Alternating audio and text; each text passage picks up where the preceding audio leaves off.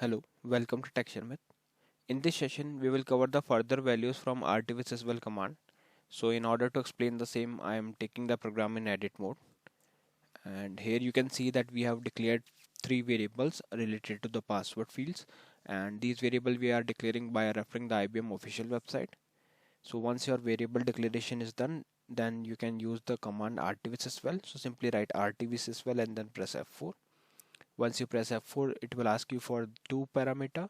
First one is the value which you want to retrieve from the system, and second one is the variable where you want to hold it.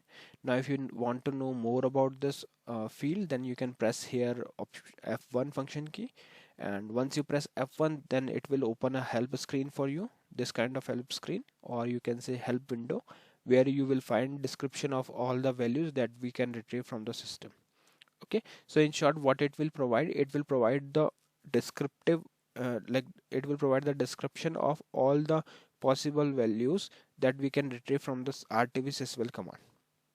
So from here you can find the description for the respective value, and then you can directly copy it to your program and you can utilize it. Okay, so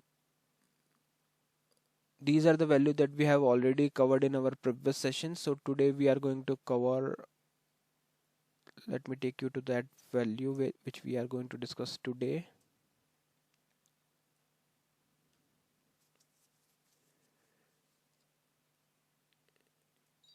Yeah. Yes, so today we are going to discuss about QPWDPOSDIF, controls the position of characters in a new password. Changes made to the system value take effect at the next time password change. What are the possible values for it? 0 means the same character can be used in a position corresponding to the same position in a previous password. 1 means the same character cannot be used in a position corresponding to the same password in the previous password. Okay, second field is QPWDRQDDGT, required number in new password. Changes made to the system value take effect the next time a password is changed. What are the possible outcome? 0 means number are not required. 1 means more number are required. Okay, 0 means numbers are not required, and 1 means more numbers are required. Third field we are going to discuss is QPWDRQDDIF, controls whether the password must be different than previous password. Changes made to the system value take effect at the next time password is changed. So there are lots of possible values for it. 0 means password can be same as previously used password.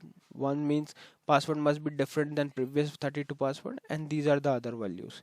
So you can just get information from here, whatever the outcome you are getting, and then you can use it in program. So then simply paste your value name here along with the variable where you want to hold it.